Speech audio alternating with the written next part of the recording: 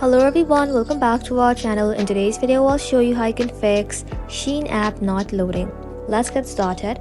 For that, first of all, you have to ensure you have a stable internet connection. You can switch between Wi-Fi and mobile data to see if the issue is related to your network. After that, simply close the SHEIN app completely and then reopen it. This can help resolve minor glitches. Now open up the App Store. In the search bar, simply search for SHEIN. Once you search for it, simply tap onto it.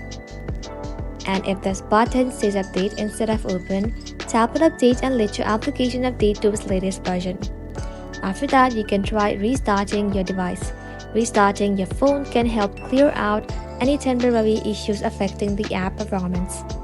Now, if the issue still persists, you can long press on SHEIN, tap on remove app, tap on delete app, then tap on delete again. Once deleted, simply see if the issue is fixed or not. If not, you can ensure your device is running on the latest version of its operating system, as an outdated OS can sometimes cause compatibility issue with apps. Also, if you're using a VPN or proxy, try disabling it. These can sometimes interfere with SHEIN app ability to load. That's it. Thank you all for watching. If this video was helpful, leave a like and sub, and I'll see you in the next one.